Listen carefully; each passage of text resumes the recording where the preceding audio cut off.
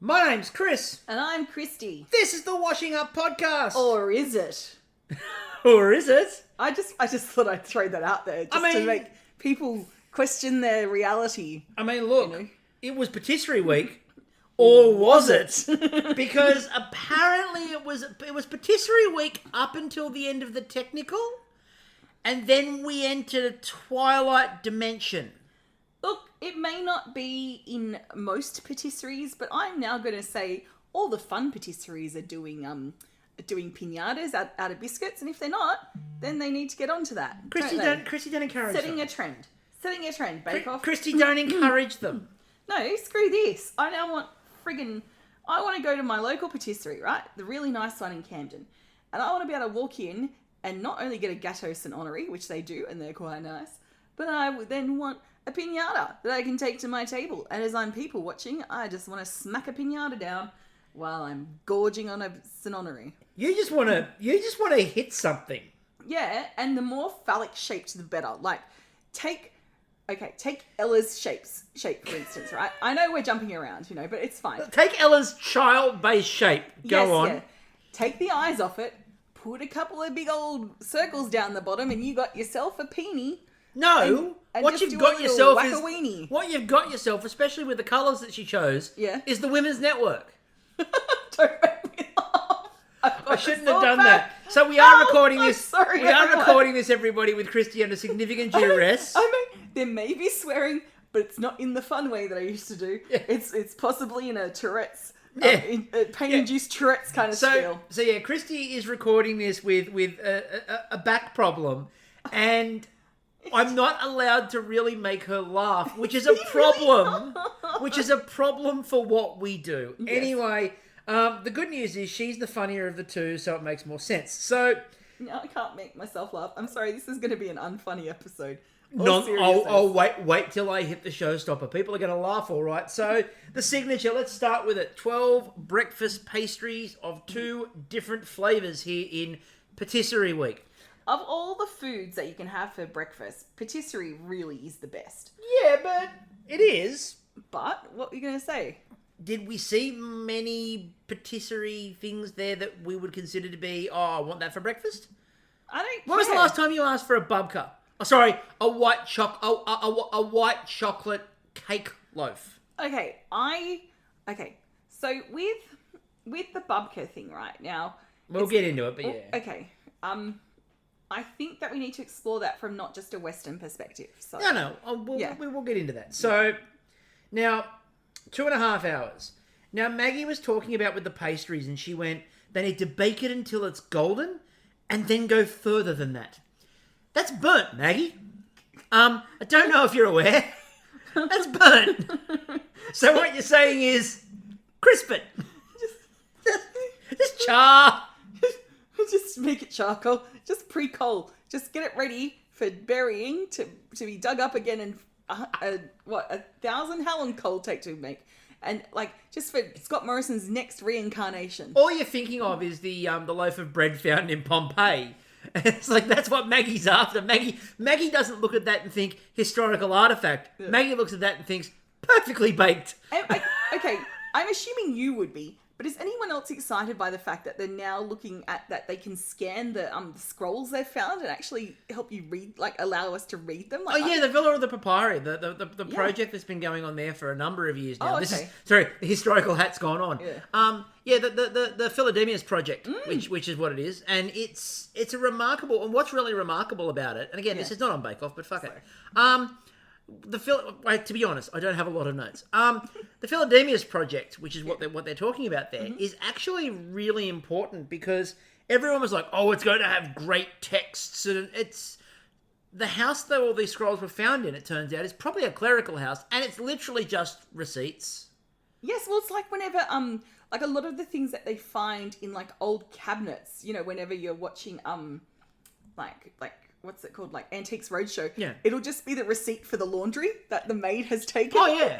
And look, you learn a lot from receipts. But what I'm saying is everyone always gets really excited about what wisdom, and it's going to be that somebody paid, 3 shekels for garum. That's what it is. Anyway, Matt said that he wanted fruit, custard, and well-cooked pastry. Look, I just don't think we're leaving enough shopping lists for our descendants to find these days. Like, I hope that the Bakeoff lot, right, have written down their purchase, like their ingredient list, given it to the producers, and the producers are sealing it in a time capsule, which will be found by descendants one day. Little, like, I don't know, Ella's children's will one day come back and find out that their great nana had wanted some flour and had requested a polystyrene cone, but for no apparent reason. Anyway, let's skip past the initial Babka conversation because we'll wait till they actually announce it. All right. We're going to start with Aaron. Now, Aaron went with a laminated dough. He had a caramelised croissant dough. Yep. And he went with Kunaman. Right? So that was the type of bake he went with. Mm-hmm. Rhubarb and frangipane.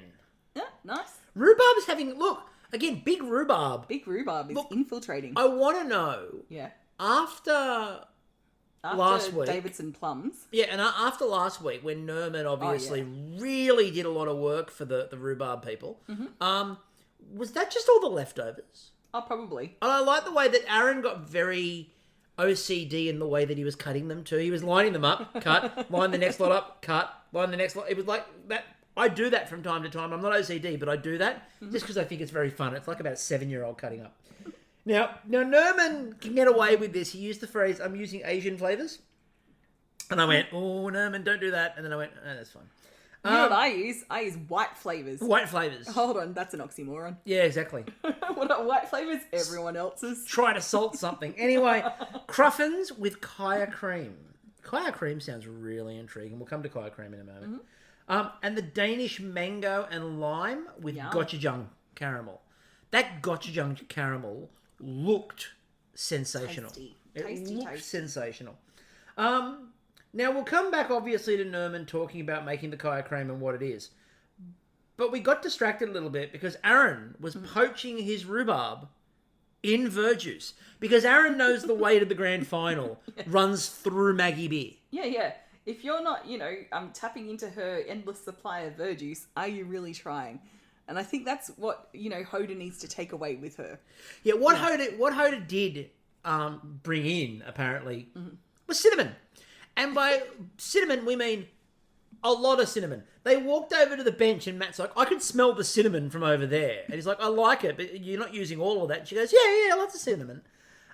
So she's making bee stings with vanilla custard and almond. She wanted to make sure it had extra sting in it. Exactly. Well, the cinnamon was in the apple strudel. And the way I believe my technical notes that I've got here say apple strudel with cinnamon and in brackets, a fuck ton. Or would it be cinnamon with apple strudel? It was, it wasn't so much apple strudel with cinnamon, it was cinnamon with apple strudel. And some lemon drizzle, which is supposed to try to balance the cinnamon, but look, nothing was going to balance that cinnamon. Those sorts of things always remind me of one of my favourite Good News Week jokes of all time, which is Rod Quantock talking about left-wing bias and right-wing bias in the media. Yep. And they talked about the ABC requiring a representative left-wing voice, to which Rod Quantock, the comedian, said the ABC couldn't balance the right-wing voice in the media if it was run by Marx and Lenin. And whenever we have to think about balance, that's the line that pops into my head every time. We then got a very quick but interesting discussion about Pink Lady apples and how the virtues of the Pink Lady. What is your favourite apple? Mine, okay. My IBS hates apples, which sucks. But in the younger days, when I could eat them without any, consequences or a care in the world, those bloody salad days, fruit salad days, if you will. I have to say, right, so Red Delicious were my favourite, but they had to be at that very small window when they're fucking edible. You know what I'm talking about, when they're actually crisp and sweet.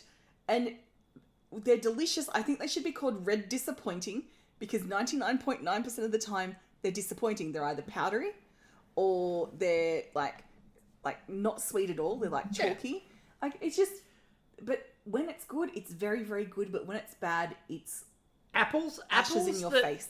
A lot of the time, the apples that look like the display apples are always horrific. And the other ones are really juicy inside. I like a Pink Lady apple. A Pink Lady apple's actually one of my Royal Gala is my favourite. I know what my favourite apple is. Toffee apple. Yeah, I was about to say your favourite's got to be a toffee apple, doesn't it? I'm 5. Now, we then cut to Nerman, who burns his jam, but because he's got time, he stops and starts again. And again, we've talked the other day when we talked about Hoda developing and stopping and re-going. It's the same thing. It's this idea of when you do that, you know that you're comfortable enough with what you're doing. Now, let's get to the conversation that I've been avoiding the whole time. What makes a babka a babka?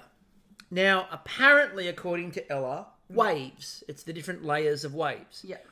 Which she then very loudly announced that her babka would not have. So, therefore, she defined what a babka was and then said, mine won't have anything that a babka has. I'm like, so, is it a babka? I mean, so... Look, it was enough for me to have to go, okay, I need to explore this bake in the context of a patisserie, because it's not something that, you know, technically a patisserie is something associated with the French, the Italians, you know what I mean? Like that part of Europe. So, I'll quickly give the flavours. Western Europe. I'll give the flavours. Okay. So, sweet cheese and orange with raspberry glaze for the babka. And the rugelach, which is the other one, was chocolate and black sesame tahini. Now, there was no discussion on if the babka is a pastry or not. My only comment on that at the moment is that putting it in the tin that she put it in didn't help because it then just looked like a cake. Yeah. So I really liked it because I got to explore it. Because I've only seen rugelach done, I believe it was a biscuit week in Canadian. Yeah. So I'm like, oh, okay, it's a biscuit. So I looked up and yes, it's considered a patisserie. And that's cool. I like learning something new. The babka, now, I go back to Seinfeld and it was at a Jewish bakery, which... Isn't that essentially what a patisserie is? A bakery? What's the difference? So... What's the difference? I looked up patisserie and all it said was, it's a cake shop in France and Spain and all the Western Europes. So this was contentious enough that I did something that we don't normally do. What did you do? I sent a message while we were watching that to Ella. Yeah, good. I'm glad you did. And I went, I have to ask... Yeah. Babka. Because babka, we all know, look, babka's been in semi-finals before. It's a bread. It's a bread. It's often mistaken in semi-finals for panettone. Hey, Antonio. What is it with these judges, by the way, and babka in a semi-final? On purpose. Are they or blind? Is there a problem? Anyway, it seems weird. Look, I feel like she was making up for the lack of babka when the panettone. Yeah, she's just, all she's doing is delivering Antonio's one that he didn't deliver to get into a grand final. Anyway, I did ask the question about the dough. Yes. Because later on in the episode, Matt says she did the same dough, which led me to go, did you do the babka dough or did you do the rugelach dough? Yeah. And the answer was, did the rugelach one. Okay. Which is also, the Israeli babka is a pastry-style dough more than it is a bready dough. See, that's really cool to learn. That's what I want to know. My question is, why wasn't that mentioned when babka popped up? Because babka's like everybody in Australian Bakeoff, if you've watched a couple of series, you know babka. Again, unless you're Antonio. You know what babka is. You know what a babka looks like. You know that it's a bread. Yeah. So, in pastry week when it pops up and then it's not mentioned, it kind of felt out of place. And I guess, that is part of our ignorance as an audience that's not as sophisticated or as knowledgeable and familiar. Because we're white people. We don't... But yes and no, because, they did the same dough for both. All they had to say is did the same dough for both. It didn't look like a babka. And that's the thing. It wasn't like a normal babka. As Ella said herself, she didn't do it like a normal babka. No. And it looked more like a cake. But everything, her finished product looked like something you'd see in a patisserie. They were beautiful. It looked like something you'd see in a cake shop, not specifically patisserie. But this is the thing, right? Is a patisserie just a hoity-toity bakery? Is this it? Is it just we're better than the plebs, we can afford different kinds of flours and eat cakes because they look pretty, not just for bloody sustenance, is it a Marie Antoinette line? Is it a Marie Antoinette line? Yeah. So... Yeah, that's what I want to know. So, patisserie, here's the problem. What? Right. The challenge was pastries. Right. It's Patisserie Week, and a patisserie is a shop that specialises in sweets and pastries. Okay. But the challenge was pastries. But then the rugula and the babka dough that she used was a pastry dough. It is, but what I'm saying is that they needed to talk. They needed to explain to the audience, because it's quite right. Like we're doing now. Yeah, because it's quite right that the audience would look at what she was baking in the babka and go, "That's a cake or that's a bread." You know what we need? We need like a cappuccino ad. Oh no, we don't need. We need to go back to the 1950s. Cappuccino. Yes, where us whiteys need to Cup of chino. Yes. to be educated on the joys. So I've mentioned this. I've mentioned this before, but for people who missed it, Yeah. in the 1950s and 1960s, there was an ad on Australian television, one of those infomercials, where there was a guy sitting in a seat trying to sell Australians on cup of chino. To try to make them drink coffee instead of tea. It's like, try cup of chino today. And I'm like, that's the most backwards thing now. We look at it and go, that's ridiculous, that's stupid. But yeah, I get what you mean.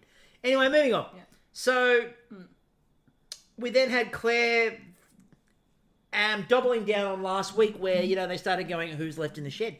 How do you view them? Did you think they were all going to be here? And Aaron did a very diplomatic job of going, he likes everybody. Well done, Aaron. Look, we don't need that. We don't need to cause controversy. It's like, one of the beautiful things about Bakeoff is that no matter who you talk to, they're always like, well, I might not have won, but I've come away with amazing friends, like basically a new second family. And that's the beauty of it. I just wanted to hear Aaron go, you know what, I need to go home. You know what, I'm tired. Or he'd turn and go, nah, didn't picture any of these bozos. Nah, fuck no. I didn't see this coming. No. Like, Bella, I her didn't first bake that first week. Nerman? Oh, Nerman? I mean, what's he done? He's all hat and moustache.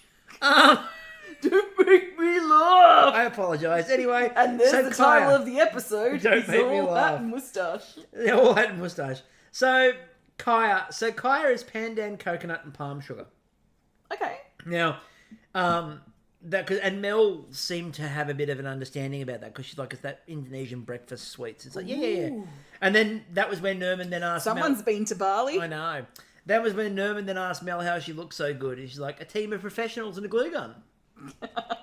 What's the glue gun used for, I wonder? I don't know. Hit us up, Mel. Let us know.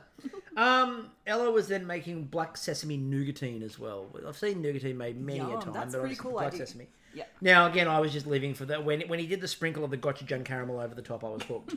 Yep. So, Ella, they liked the look. Maggie... We didn't get to Hoda's. Yeah, we did. Did we? Yeah, we did. I'm sorry, Hoda. We talked about the cinnamon from a mile away. Oh, fuck me. Got it. My brain, it's this pain, right? Like, it's horrendous, but carry on. I'm sorry, Hoda. I'll remember you. I'll remember No, Frank Eifeld. Oh. Ella, they said they liked the look. Maggie loved the glaze. I realised this was a Frank Eifeld free podcast. Because To apologise. Because it sparks yodeling. And I don't want yodeling. Anyway. You're going to get some yodeling. Oh, shit. Anyway, Maggie loved the glaze and the flavour. The rugula excited Maggie because she'd never had one that good. Maggie has been excited by a lot of bakes, sometimes in a really good way, but sometimes in a way that makes you wonder if she's regressing to childhood. Wouldn't you? Like, Lots of giggling. And have you noticed this year she's done a lot more of the giggling shovel? Yes, because it's COVID, right? These people, like all of us at this point, like I'm looking at everyone in the Bakeoff shed, understanding how we've all gone a little batty since we've been in the lockdowns, like the things that you notice in some of the most stoic people like even Matt seems a little loopy in a good way, like not in a bad way, but you just notice that there's subtle changes in the vibrations of the people of the world. Exactly. So it's either that or the vaccine. Oh no, the vaccines wouldn't have been in at that point when they were filming, would they? No. Or maybe just. So, Aaron. So for his first one, Maggie's comment was, you can bake that for me anytime. The crispiness was amazing, very crisp pizza-like. And they also liked that little painting because he did the berries on top, the berry compote on top, looked really nice. Yep. The Danish is separated a little bit. The rhubarb and the frangipane worked well. Pastry was very fine, and Aaron has learned because he pivoted and went, yep, nope. I intended that to be super fine. It was a deliberately super fine pastry. It's what I did. And you can just see him like, yeah. Hoda. So they said they were spectacular to look at, but the bee stings, the middle was doughy, unfortunately. They said there was also far too much cinnamon in the strudel, which Maggie's like, you had to put a lot of cinnamon in there for me to go far too much. Matt did like the lemon, though, which was trying to do its darndest to cut through. Nerman. The Danish was flaky and the little bits of heat were very well balanced with the gochujang. Maggie did not comment once that the gochujang was far too hot. She's like, it's warming, but it's balanced beautifully. Oh, beautiful. But the thing is, like, gochujang has such a... It's not like normal chili that kind of smacks you up the face. You know what I mean? Like, it is a warming, more of a warming chili with a lot of, not even depth, but kind of broadness to its flavour. Yeah. Yeah. The cruffins were texturally amazing. Oh, cruffins are always texturally amazing. And they said they were very buttery and they had great flavour. Do you remember when cruffins were all the rage? It was a very brief moment. Yeah. Because we went crazy for the cruffins at the... Was it Big Fat Greek? No, it was the Italian pizza pasta, please. And it wasn't the cruffins, it was the cronuts. Cronuts. Oh my God, that's right. Cruffins lasted for 2 minutes and then cronuts hit. Because then you don't have to dig out the middle. Exactly. There is no middle. There's a hole. You get the middle with you. Like, that makes sense. Like, your cruffin should be better than your cronut because you're getting the whole roundness, not just... But then where does the chef get his little, tasty bit? Where did the holes go? Where did the holes go, Chris? So the technical. Now, Matt's feedback was perfect petals and don't forget to double dip. And they announced that it was Gâteau Saint-Henri. So, yes, the Gâteau Saint-Henri obviously has been done in Australian Bakeoff before. Yep. It's been done, I think, 2 or 3 times in British Bakeoff. Mm-hmm. And it's been done in Canadian. It's been done in my mouth a lot. Possibly also been done in Kiwi, but we can't confirm that because nobody has ever been brave enough. Look, I had a Gâteau Saint-Henri with my older sister, and I brought you home the leftovers. You did. It was quite nice. Now they do a nice little. It's technically for 4 people, so now 2.5 hours. Nice size and great, good taste. They do good coffee there too. 2.5 hours to do it. Ella said she couldn't tell you what it was, and Aaron said he has not seen one in real life. At which point the audience on Twitter erupted and went, "Have you ever watched Bake Off? Because surely you know what a Gâteau Saint-Henri is if you've seen it. Or, as Matt Moran calls it, a Gâteau Saint-Henri." Look, I think that's fine. You know what I'd like? I'd like a Saint-Henri. Like well, that's sort of what he said. It was more like ornery. Like he's going an angry one. An angry gâteau. Like a gâteau. A Gâteau Saint-Henri. Yeah, that's it's a cake that yells at you a lot. Yeah, it's like a bogan cake. Yeah. It's just, it's a bit pissed off with Centrelink and the government. It's going to have a go at, the fact that they're... everyone and everything. The petrol prices. Things aren't like they were in their back in my day. Yeah. So... It's a boomer patisserie.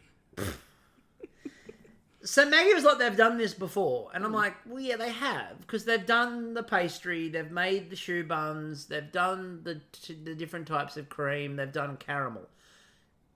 I personally, and there are some people who will probably disagree with this, at this point in time, a Gâteau Saint-Henri doesn't feel as challenging as you would expect in the semi. And before someone comments that they did it in a grand final a couple of years ago, Bakeoff's moved a lot, and it has evolved a lot. This and the first challenge felt more week 5, week 6 to me than a semi-final. Yeah. Not in a bad way, but it just felt more like one of those mid-weeks of the competition. I was just dazzled by Gâteau Saint-Henri. They're one of my favourite desserts. Like, who cares? I don't care. I just want Wonka visions So, and that we all get a free one. Like, do that, Bakeoff. Do that next time, and we'll let you get away with what's it called, pinatas in a patisserie. Yeah, well, Kritie might let you get away with that. However, don't warm me up just yet. We're not there. We're not there. Okay. So we start making the rough puff, and at this point, look, I've been open about the fact that I hate help in the technical. Mm-hmm. What I really don't like is when the help feels like it's being forced at gunpoint. And Hoda sort of upped it to another level. She picks up her recipe and barges over to Aaron and just goes, "Look at this, explain this to me." And I'm like, she did it again later on with the cream. How are you doing this? What are you doing? And then she puts her hands on her hips and walks. I'm like, don't barge over to his bench.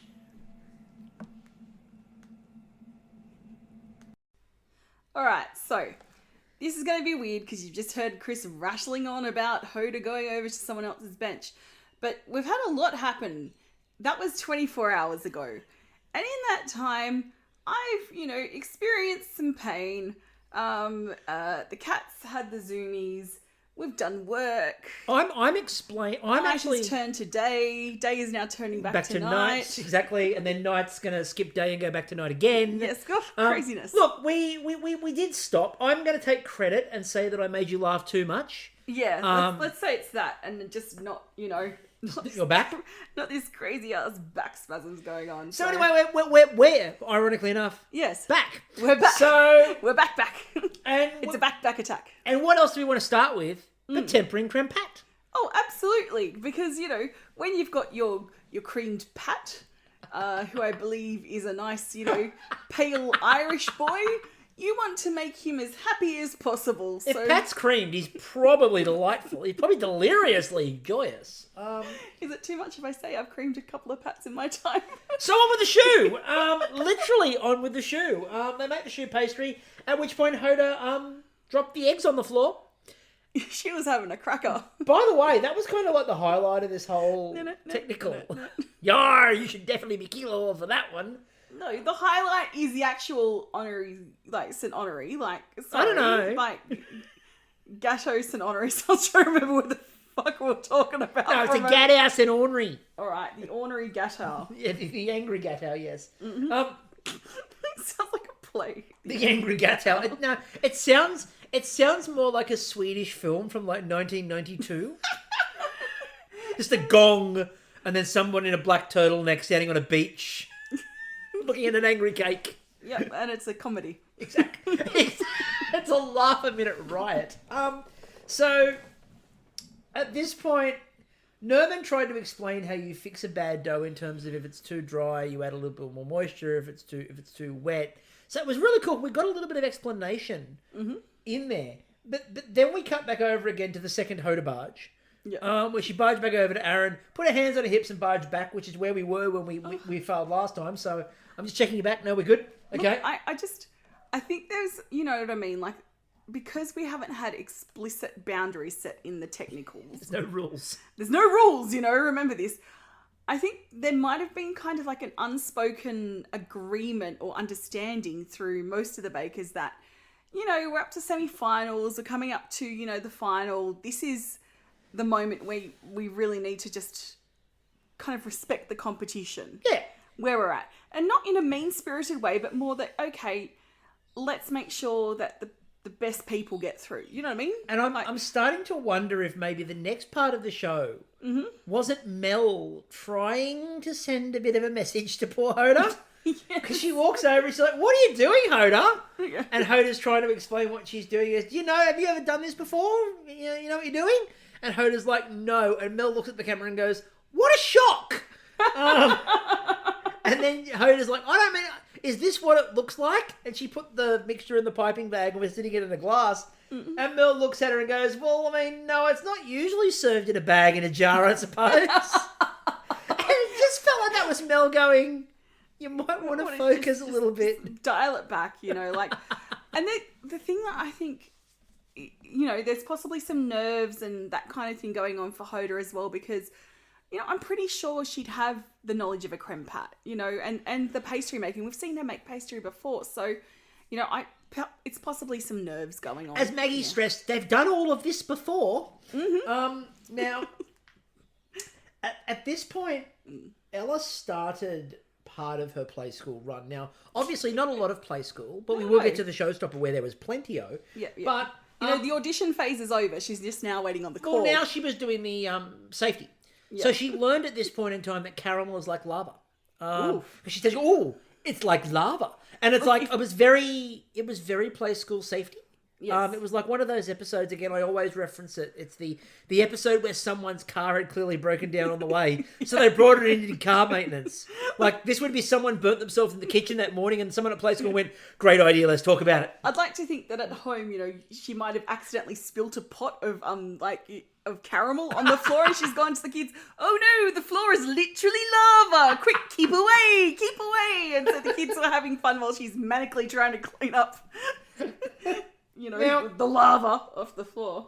Now, again, just quickly back to Hoda. We're not picking on Hoda, but no. My production question for this bit is, we've already established that Hoda wasn't particularly sure what the process was. Mm-hmm.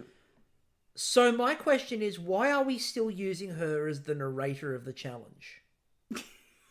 Everyone else is like, I just want to fucking concentrate. And Hoda's like, well, I don't know what I'm doing. I've got the time. Like, I like the idea that in the actual... Maybe she's got to verbally process it. This is the way to do it. In the long edit, there's a thing about werewolves, and there's a whole thing about... And then you put the tempered chocolate in, and they're like, there's no tempered chocolate. Oh, I'll pick a couple of other processes. We'll work them in somewhere. Just pick the ones that work for you.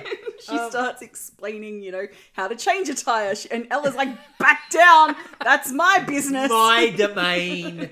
And at this point, poor Aaron is waving and fanning, hopefully to cool his ennui before piping, but unfortunately, it doesn't cool in time. So he just has to put the cream on there, and rather than like piping the petals, he more pumps mush onto it.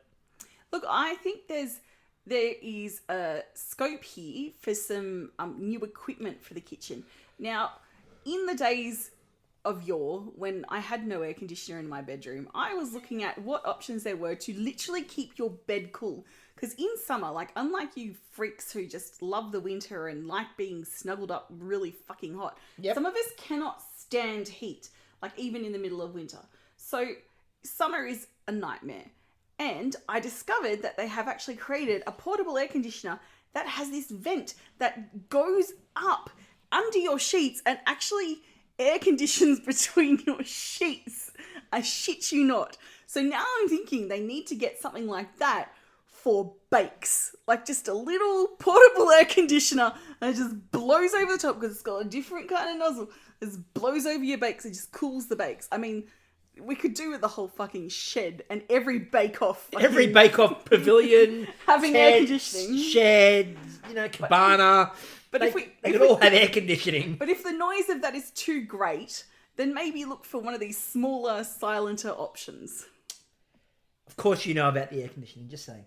Yeah, and did you know you can get gel pads for your bed? So I don't know. Of course you can. I don't know where you could possibly fit them to cool them down, but you can do that.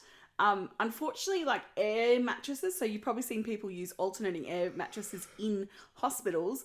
That just flows through the air that's already on the outside. So if you've got hot air on the outside, it's not going to cool it down. Just a pro tip. This is Air Conditioning Corner with Kritie. You're welcome. Aaron... Not sponsored yet, but Dacon, if you're out there. Help us out. So Fujitsu, I don't mind. She doesn't care. It's Australia's favourite air. It could be our favourite air too. This space for rent. Aaron sums up for me this air for rent. Aaron sums up this challenge and much of this episode for me when he just goes, it exists. And I kind of felt that was accurate. Anyway, the judgment. Nerman. They said the creme was a bit soft. The profiteroles ate very well. The creme pat was great. The caramel was great, but needed a little bit less cream. Hoda, they said there was a very golden base pastry, but the caramel was far too thick. In fact, Maggie was terrified for her teeth. And we've done this a lot this series. We've tested Maggie's teeth. dental, what's it called? Yeah, Dental all the strength. dental work, yeah. The creme pat was nice, however. Like, kudos to her dentist. Yeah. Ella, they said the caramel was good, nice petals, the lamination was excellent, the diplomat held its shape, the pastry was flaky, well done. And Aaron, they said a beautiful caramel, but the creme let go. The pastry looked like it had given way a little as well, but they did say it was actually quite good, and the components were right, but it was just the fact that the cream was warm when everything was assembled was the problem. We know that the travesties that can occur when your cream's too warm. So Aaron was fourth, Hoda was third, Slides around like Nerman was second, Ella was first. You know, like, I don't know, like the puck on one of those air hockey tables. It's just slipping off the side. Now, we don't normally pay attention to the table. We don't? It's usually useless at this point in time. Yeah, true. But Matt did explain that Ella used the same dough, but he didn't mention which one. And we talked about this a little bit earlier in the pod. Now, Yes. at this point, Patisserie week ended. yeah. And what we got next was definitely not patisserie week. And look, I'm going to caveat this by saying the bakers did quite well with what they had to work with. But It's not patisserie. prepare, because I'm coming off the long run. Yeah, here we go, but I called this challenge the showstopper, or let's just abandon the fucking concept. Now, it was a fucking biscuit piñata, and all I've put down in my notes is decorated, hollow, 5 hours. okay. Decorated, hollow, 5. That's all you need to know. That's all it is. So it's a bunch of biscuits stuck together, vaguely looking piñata-like. And by the way, I've seen some of the people on social media today who were really angry at their bakes because they didn't look enough like a fucking piñata.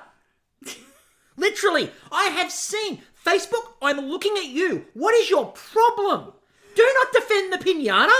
The piñata is the problem. Look, you can justify and pick this apart in so many different ways. Oh, we're going to. I know, because I'm confused. I feel lost and I feel confused, and, you know, then I start going, it's just a thing, Kritie. It's just a title for an episode. It's still an episode of Bakeoff, and that's wonderful. Do we really need to get this cranky about it? Yes. No. Why? Oh, back spasm. That's what I blame. Don't call the episode Patisserie. It is that simple. There were so many. So the voiceover, and let me just say, this is not against the wonderful Claire Hooper, but they gave her what is, for me, the most half-assed attempt to explain this I've ever heard in my life. While strictly not patisserie, the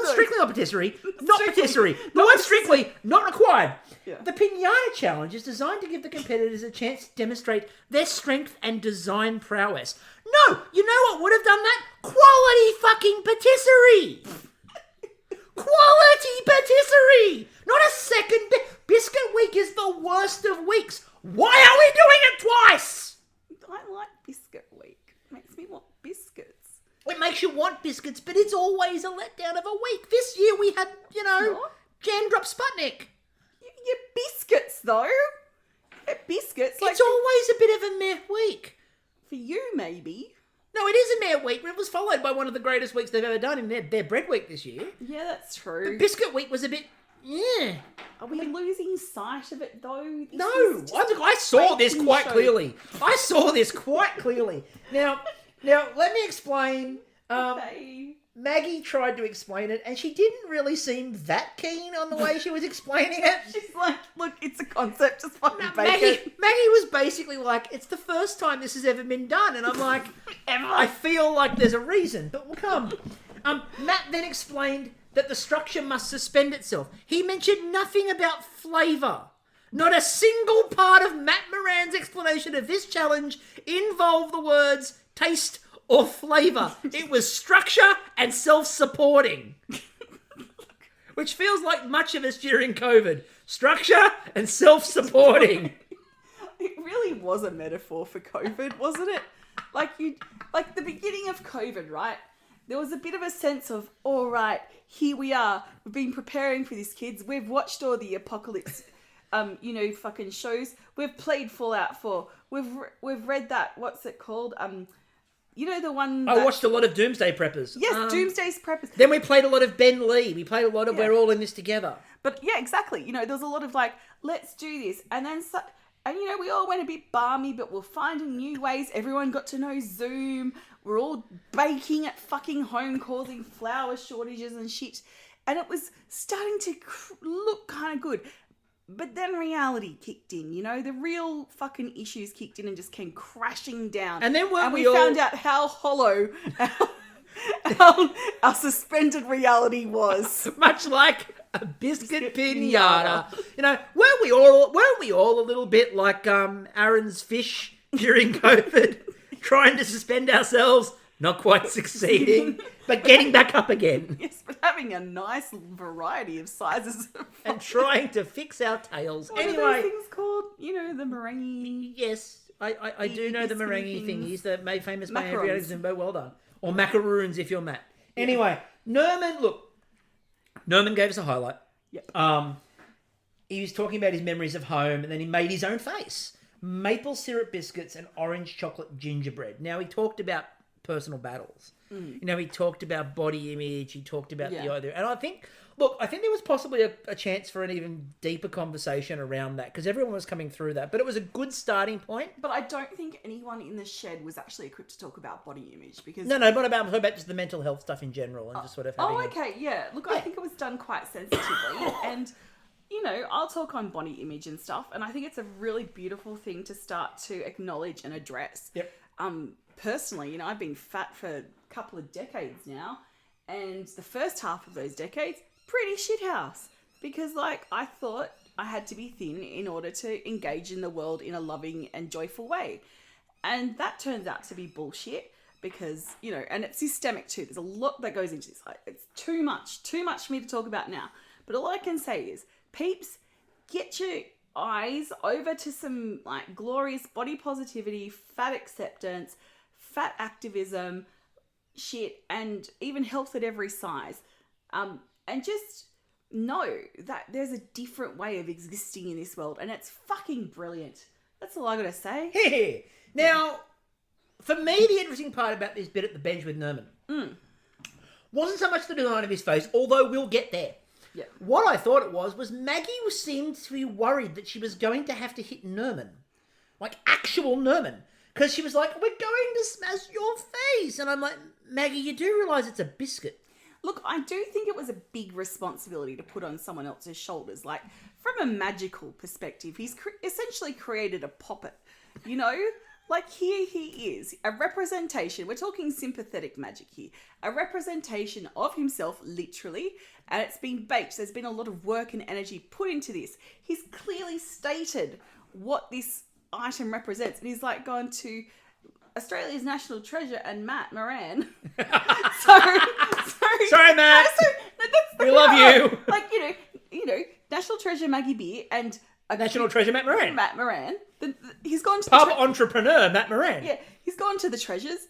Hey, smash my face. Get rid of Matt was quite happy to do it, by the way. He was on board for it, but Maggie, understanding the importance of this, is like, Nerman, we can't do this for you. You need to do it yourself. And I'm glad that that's what ended up happening. Look, Nerman's thing was absolutely lovely and definitely a highlight, but can I just remind the audience at home, this challenge is bullshit. Anyway, Aaron's dough wasn't working, but it was one of the greatest fixes ever. He's like, I can't work out, oh, that's right, I haven't put any eggs in it. So what he had was the equivalency of sand. It's like, why isn't this binding? It's like trying to build a sandcastle. No water, nothing, just loose sand. It's like, why does this kind of remind me of kinetic sand? Kind of holding, but not quite. And then Nerman reveals the pièce de résistance, if you will, because it's still technically fucking patisserie week, so I should mention something that sounds French.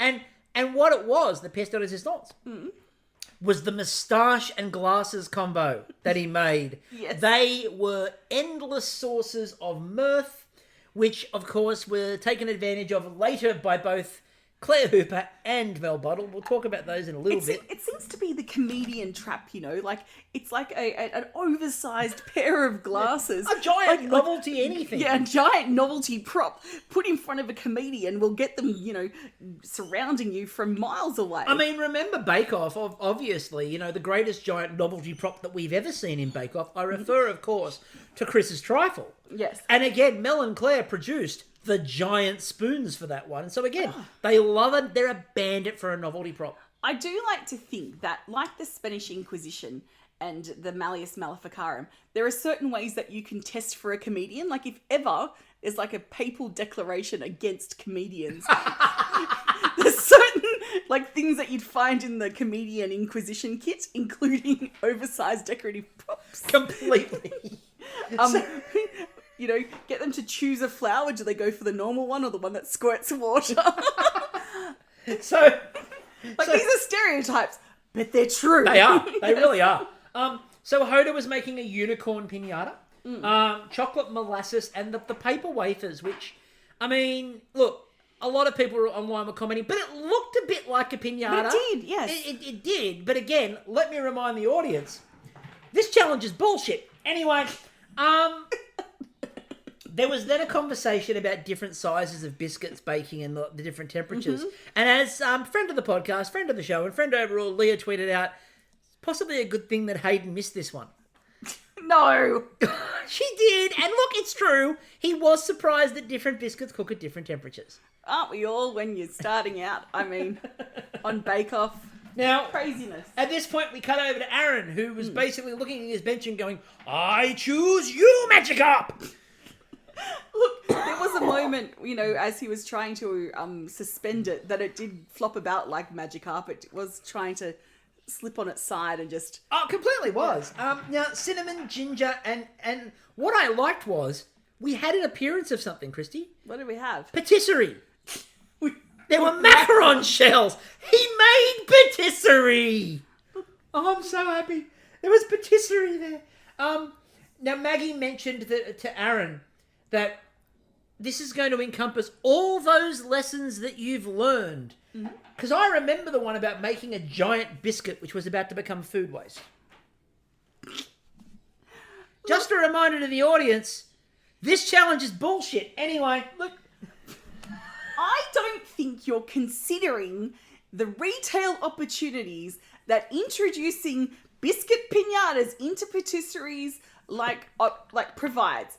Because, okay, you walk up to a beautiful French patisserie, what do you see? You see shelves. You see a lot of ground-based displays, What's going on up there? All this free space where you could be suspending biscuit fucking piñatas from. And you can't tell me, Chris, that wouldn't just excite and titillate the French. You could have, guillotine style.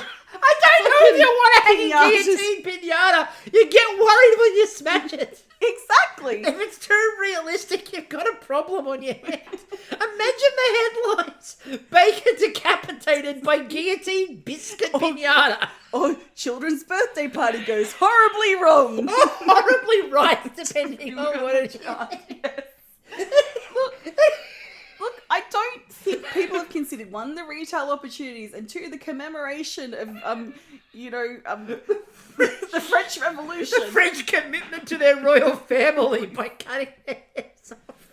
Look, I've always wanted to see Robespierre's The Terror recreated in biscuit form, and now's my chance. Let them eat cake or make it a biscuit. So what would Marie Antoinette want? So Ella was back to form at this point, because she produced the Worry Monster Piñata. Now, what I love about this is clearly her going for diversifying, in case Play School doesn't work. No. What she went with is this is her sidekick, and what I like to think yeah. is a Dora the Explorer type show. Oh, yeah. It's going to be Worry Monster, no worrying. Yeah, worry, no worry. Yeah. Worry, no mo. There you go, worry, no mo. Violet and blackcurrant biscuit body, elderflower, and lemon face. Now, at this point of the challenge, everyone's got their biscuits in the oven. Yep. I looked at the episode and I went, there's still 20 minutes to go. How is there still 20 minutes of the episode to go Where is the time going?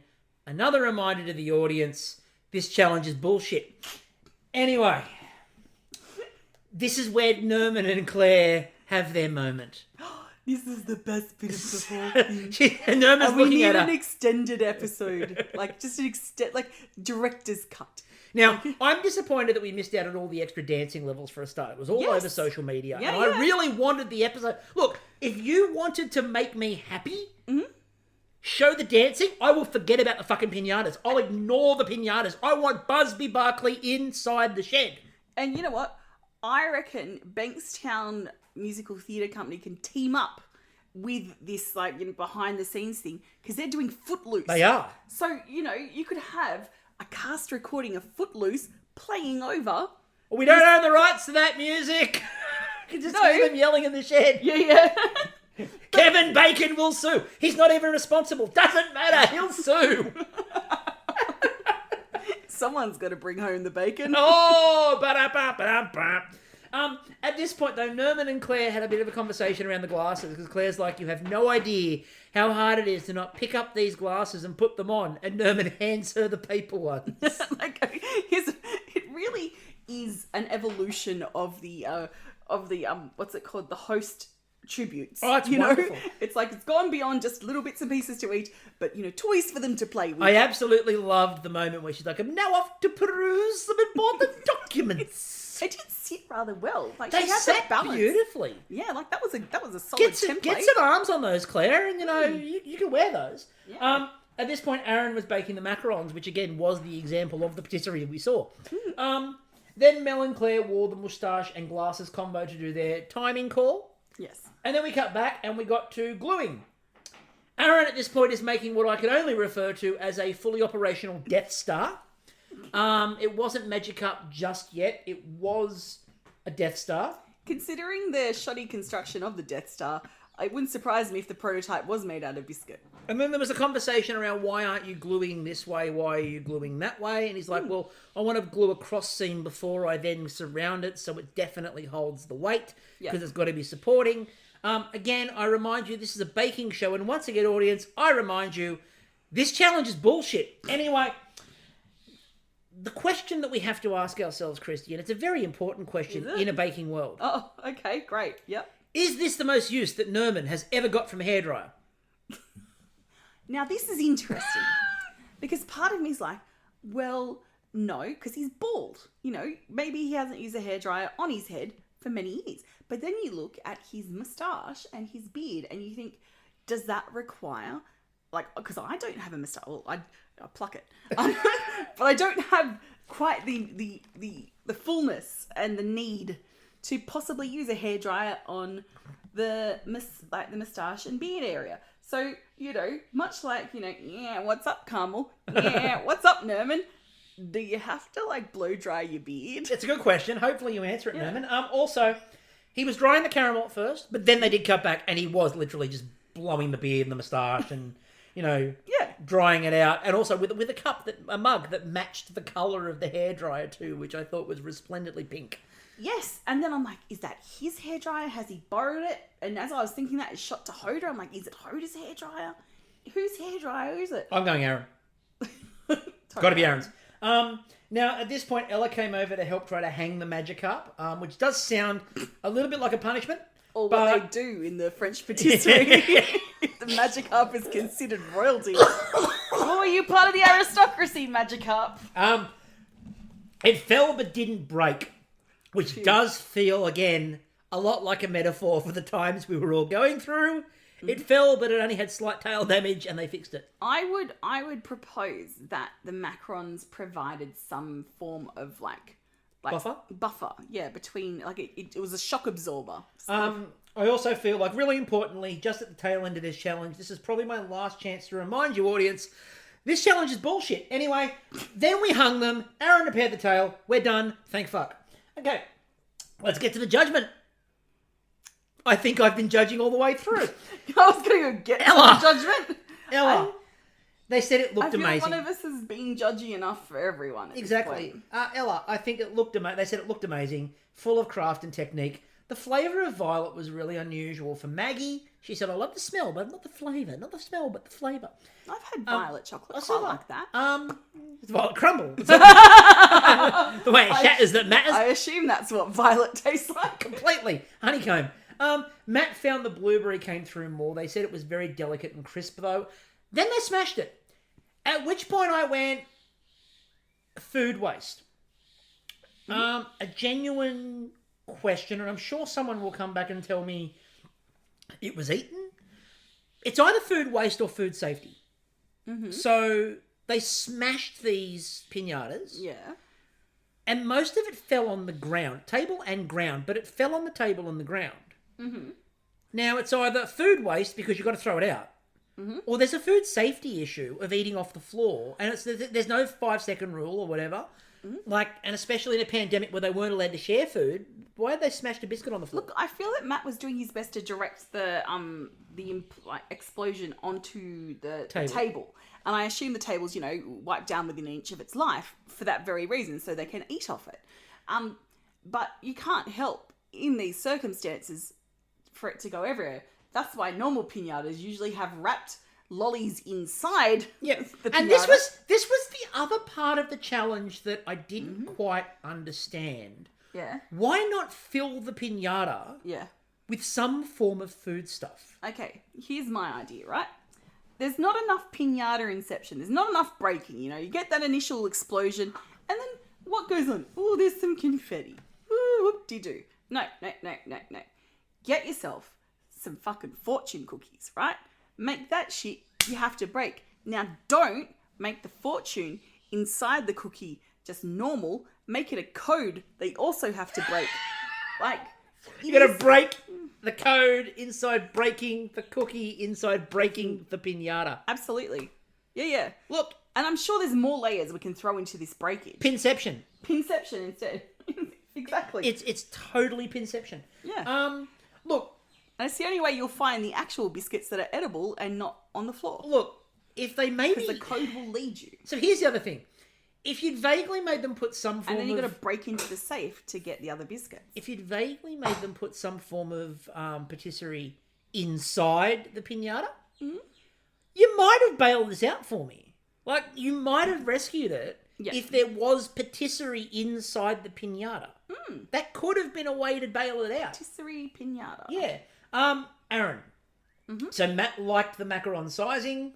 Maggie said that he'd clearly made good use of the time. They liked the macarons. They said they were nice and chewy, but they were limited on the flavour punch. We then got a Matt Moran to Maggie beer. You get these once or twice a season where he looked at her and goes, a bit of tail, Maggie? Which everyone giggled at. They said the biscuit was well baked, but again, it needed more of a flavour punch, but the royal icing that he'd used on the outside was quite nice. Hoda. They said it held its own weight. They wanted a bit more decoration rather than just wafer stuff all over it. They asked about luck in eating the unicorn horn, which, everyone was going, well, I mean... And I am fully impressed with Claire's, mythological friggin', knowledge, because that was great, It's the most potent thing. We've all watched Harry Potter. We've seen Voldemort drink unicorn blood. We know how potent these bloody animals are. I look forward to the Claire Hooper mythological being cookbook. Hells yeah. How to perfectly sicker-free a griffin. Get out of my head. That was literally what I was saying in my head. Literally. Sicker-free a griffin? Yeah. Oh, literally. my God. Literally. This is so much fun. I love living with you. It's fantastic. We share a brain. We really do at times. Or at least one of the cells that we possess. There was the question about the unicorn horn. When Matt was eating the molasses and he goes, it's an acquired taste. And Mel's like, what, unicorn horn? Molasses flavour was balanced, but the biscuit was quite hard, and that was a little bit of an issue. Nerman. They loved the story. They loved the flavours. All Matt could say was, Jaffa. And I love that idea. Spicy Jaffas. That'd be cool. Why didn't you fill it with Jaffas? Yeah. Imagine the falling Jaffas. Oh, that would be so cool. Look, if we're going to have food waste... What about Jaffas dressed up to be little Nermans? They've got little hats and little glasses. Then Nermans everywhere. Yes. But I have to say that the Nerman face on that kind of reminded me of a hipster Mr. Moneybags from Monopoly. was looking, going, what does this remind Mr. me Moneybags who ordered smashed avo. Yeah. He's gone, I reject you and your capitalism. I'm going out and just living. But he still owns Mayfair because that's how he makes his money. Exactly. He's like... But it's an eco hotel. He's like, I worked hard and I busted my ass and I earned this. I did not inherit it at all. I am just... Again, the eco hotel on Mayfair is great. So we had a bit of a talk about Nerman again, and then he smashed the piñata himself as Maggie called out everything that he was smashing, and then there was a massive Maggie hug and tears. Look, it was a lovely moment to finish on. She really high priestessed him through that. It does sound weird to say that it was a really nice moment watching Nerman smash his own head open, but it was. It was a lovely moment. Look, I think that was a lovely moment. It's not where I would have gone if I'd have created my own face. I'd be like, sit on my face and tell me that you love me. Like, oh, look at me, I'm sitting on my own face. Like, you would not be able to eat my piñata after I'd been through with it. I mean, there's a bunch of comments there, but we're running out of time. So Nerman is Star Baker going into the grand, which makes it everyone in the grand final has now been a Star Baker twice. I'm glad he made his face and not his ass, because it'd be like, smash my ass. Okay, keep going. Keep moving us on. I thought we got out of that. No. I could see the finish line. Oh, you could have made the fortune cookies look like bums. Anyway, Hoda, unfortunately, just misses the grand final, which is a good effort for someone who admitted that she'd only been baking for about a year and a half. But also a little bit of a concern. It was probably time for her to go home when at the end she was going, I haven't even been Star Baker. And they're like, yes, you have. Oh, yes, I was. I feel that, though. There's shit I forget that's really fucking obvious. I mean, to be fair, in the middle of any form of lockdown, days, years, they morph into each other. Who knows? So this brings us to a grand final. Indeed. It's going to be very grand. So we have, obviously, We're near the end. Yeah, I know. We've got Aaron. Yes. We've got Nerman. Yes. And we've got not Hoda. Ella. I almost got there. So, again, it's been a long week, folks. Again, this is a podcast recorded over 24 hours, so we've had some time. Yeah. Now, I'm interested in how this is going to play out because, in Bakeoff's gone by, without COVID, they've had the gatherings, like the little parties that have been there, and we've been able to cut to Maggie Beer riding on a bloody Ferris wheel, kids downing bloody donuts like it's going out of fashion, and, previous years' bakers on each other's shoulders out in the background, and puppies, lots and lots of puppies. There's going to be none of that. It's going to be... I'm interested to see how it comes across on telly. I hope we get to see the other bakers, and I hope they're all wearing hazmat suits. They just come in... Outbreak. They all watched Outbreak. They all watch Outbreak. Or they come in a ball, like the Bubble Boys, and they just... That would be so much fun on the grass out there. That could be the carnival. Every baker gets their own ball. And serious business is going on in the shed, and just to break the tension, suddenly Jaywin comes bouncing through the middle of the shed in a ball. You suddenly hear this, ahoy mateys, it's a me, Hayden, and down the hall is this rolling, alto. And Hoda comes bouncing through the middle of the shed, explaining what's happening as she goes. Yes. In her natural narrator role. Look, it's going to be an interesting grand final. We are almost at the end, although we're not at the end of what we're doing. There's a lot of stuff coming up. But that's all in the future. Until the grand final. I'm still Chris. And I'm still Kritie. And we will catch you all later on. Boing!